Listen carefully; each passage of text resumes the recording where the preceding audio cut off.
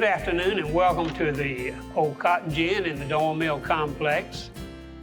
My name is George Patterson. I'm with the McCormick County Historical Commission, and we are here today with Mr. Charles Jennings, who is the chairman of the County Council here in McCormick. And we just want to talk a little bit about things in McCormick as we grew up and how we remember them and go from there. Charles, how long have you lived in McCormick? I live in McCormick over 75 years. So we're pretty close. I've got about 77, so we've got about 150 years covered there, so we can probably come up with a few things and everything. Yes. Let me ask you this question. Did you ever know anybody that worked here in the gin or in the grits mill? I didn't know no one personally that worked here, but I recall coming up here sometime with my grandfather, my great uncle. My great uncle was sharecropping with the Dunn Company, and that, especially during the summer months, around late summer, early fall, this was a thriving town. Nothing but cotton. People, most on wagons, you just see, out here with them, hooked up with a couple mules, and sometimes it would be a one mule wagon. But they hope to have a little bale of cotton on there, have a few dollars to go back home.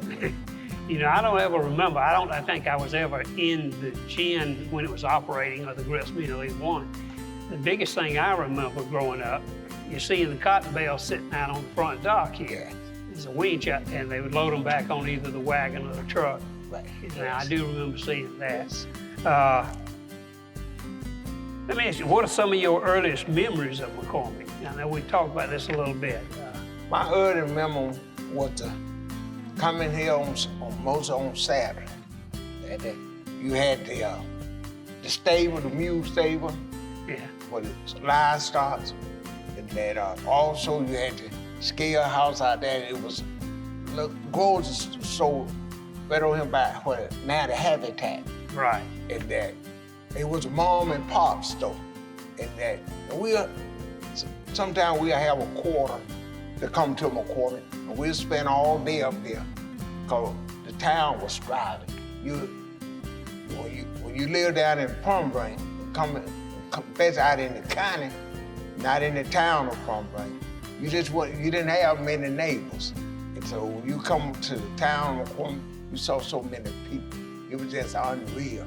And then I can recall seeing the houses, up some house over here by the lobby, and now also we call it up on the road, 28 houses, they door to each other.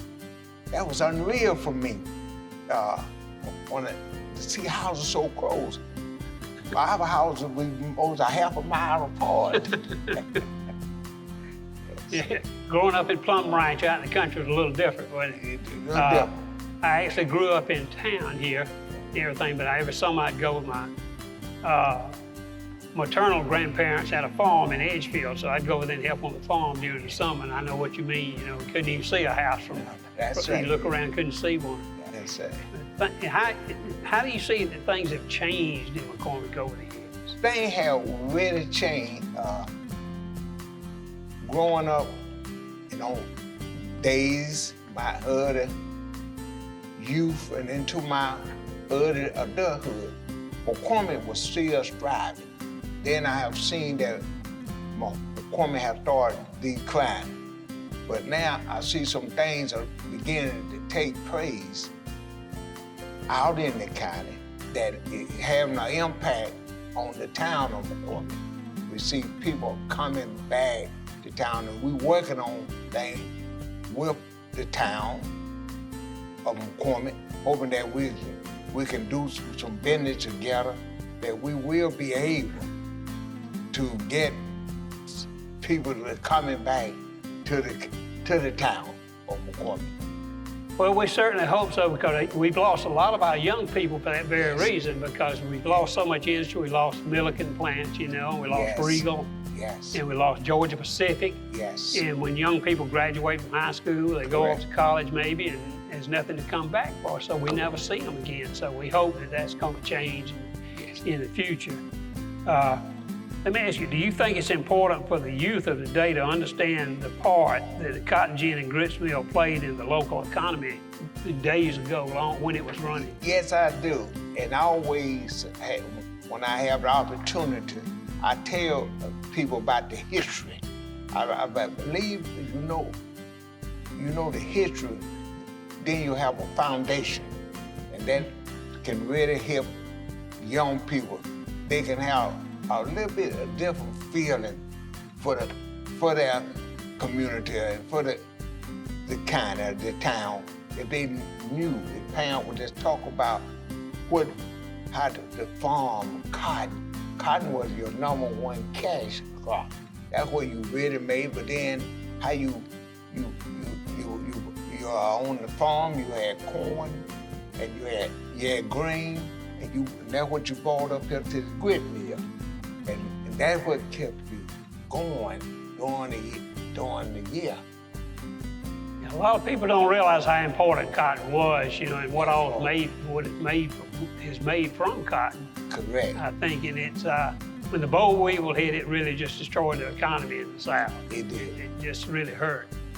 So it's very important. And you know, you talked about history a little bit, and you said McCormick County is rich in history, and it has at least 26 historical sites. I don't know whether you're aware of that or not. You know, we have a lot of historical sites around.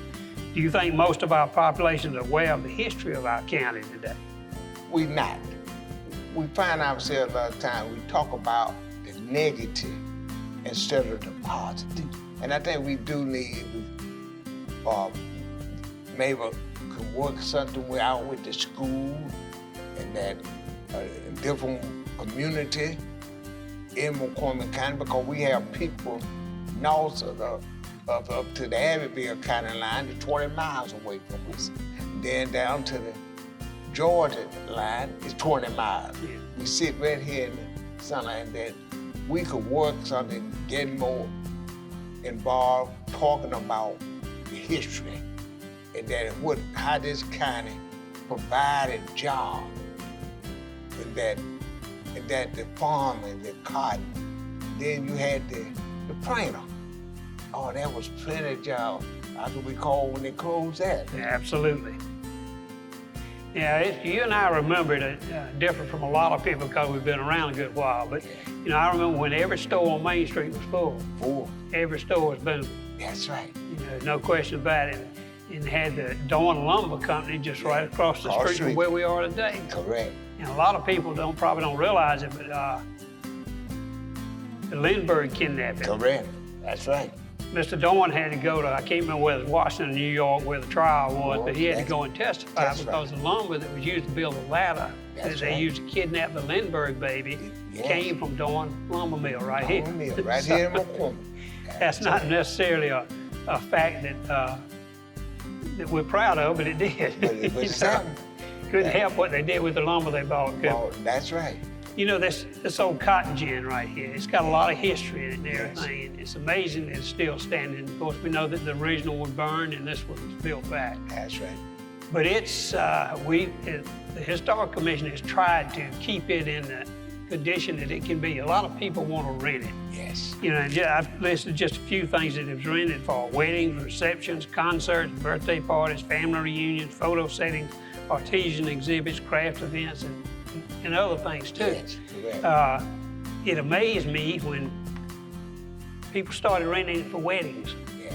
I said, you know, that's unusual, but it has become really kind of a favorite place in the area for that and everything. Do you think that maybe that helps in promoting the history of the Dawn Mill complex? This really helped, and I'd like to thank the Historic Commission for your taking the interest, investing in the cotton gin. And this is so much history in this bill that can be told. Now he provide another service. He provided a service when it was in operation with the cotton. Now you can have different type of meeting here. And like you said, a wedding, family reunion, can come here, and different organizations can have their meeting here. We can just continue to improve, but we don't want to take away too much. No. Because we want to keep it looking like what it represents, the history. But we're not ashamed of our history. And it's been so productive because this is how people survive. If it hadn't been for this content, I don't know what would have happened to us years ago. And so this is a great asset to the town of McCormick and throughout this county. Well, we hope that it in some way promotes the interest in history and Yes. what went on here. And when people go over and tour the old grits mill and see Yes. that machinery that's still in there, Right. and understand the operation of it. You know, we had a gentleman from Savannah Lakes who made up a video, and you go in there and the first thing you do is watch the video, and Yes. he tells how the steam-powered grits mill worked, Yes, the workings that's right. of it and everything, which is very good. And we hope to continue to be able to bring people into that, and by that way introduce them to the history of McCormick Yes. and get them interested in it. Because, like you say, we're not ashamed about history. Not ashamed at all. You know, we're a pretty proud county. County, that's We're a it. young county, but we're pretty proud. Proud of it. And that's right. Well, Charles, we certainly appreciate your time and appreciate you, your insights on things, and we look forward to continued prosperity in McCormick County. Hope that it will grow, and we hope that we can definitely promote the history and get people more interested in the history and learn more about it, all these historic places we have. And I really want to thank the Historic Commission for the job that y'all doing. We're going to take all of us working together for the betterment of this county.